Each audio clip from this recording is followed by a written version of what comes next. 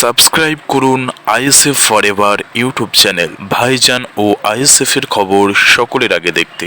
Breaking news, breaking news, breaking news. আজকের সবথেকে বড় খবর, খানাকুলে বন্যা পরিদর্শনে আইএসএফ চেয়ারম্যান নওশাদ সিদ্দিকী এবং ত্রাণ পৌঁছালেন আইএসএফ কর্মীরা। হুগলির খানাকুলের বন্যা পরিস্থিতি পরিদর্শনে আজ উপস্থিত হন অল ইন্ডিয়া সেকুলার ফ্রন্টের অর্থাৎ আইএসএফ চেয়ারম্যান ও বিধায়ক নওশাদ সিদ্দিকী। এই পরিদর্শনে তিনি নিজের দলের পক্ষ থেকে ক্ষতিগ্রস্তদের জন্য ত্রাণ সামগ্রীও পৌঁছে দেন। পরিদর্শনের পর সংবাদমাধ্যমের সঙ্গে কথা বলেন তিনি এবং বন্যা পরবর্তী অবস্থার বিষয়ে বিস্তারিত তুলে ধরেন। নওশাদ সিদ্দিকী জানান, বন্যার জল সরে গেলেও এখনও অনেক সমস্যা থেকে গেছে। সবচেয়ে বড় সমস্যা হচ্ছে পর্যাপ্ত ত্রাণের অভাব এবং পানীয় জলের অভাব। তিনি রাজ্য সরকারের প্রতি আহ্বান জানান, অবিলম্বে ক্ষতিগ্রস্ত এলাকায় ত্রাণ ও পানীয় জলের ব্যবস্থা করার।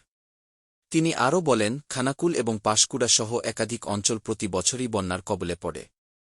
মাটির তৈরি পুরনো বাঁধগুলির পরিবর্তে কংক্রিটের বাঁধ নির্মাণ এবং নদীগুলির নাব্যতা বাড়ানোর জন্য ড্রেজিংয়ের দাবি জানান। সেই সঙ্গে বন্যা প্রতিরোধে একটি মাস্টার প্ল্যান তৈরি করার প্রয়োজনীয়তার উপরও তিনি জোর দেন। বন্যা সমস্যার স্থায়ী সমাধানের জন্য নওশাদ সিদ্দিকী সংবিধানের ১৩১ নম্বর ধারার উল্লেখ করে সুপ্রিম কোর্টে মামলা করার প্রস্তাব দেন। এই প্রসঙ্গে তিনি জানান, মুখ্যমন্ত্রী মমতা বন্দ্যোপাধ্যায় এই বন্যাকে ম্যানমেড বলছেন, অথচ স্থায়ী সমাধানে কোনো ব্যবস্থা নেওয়া হচ্ছে না। খানাকুলের হীরাপুর, ধরমপুর, চালতাপুর, জয়গলনন্দপুর সহ একাধিক এলাকায় আইএসএফের পক্ষ থেকে ত্রাণ বিতরণ করা হয়। এই ত্রাণ বিতরণের কাজে আইএসএফ চেয়ারম্যান নওশাদ সিদ্দিকী ছাড়াও দলের অন্যান্য নেতৃত্ব, যেমন রাজ্য কমিটির কার্যকারী সভাপতি শামসুর আলী মল্লিক, সদস্য তাপস ব্যানার্জি, লক্ষ্মীকান্ত হাসদা, জুবি সাহা এবং সাওন দাস উপস্থিত ছিলেন। নওশাদ সিদ্দিকীর এই উদ্যোগ সাধারণ মানুষের পাশে দাঁড়ানোর এক গুরুত্বপূর্ণ পদক্ষেপ।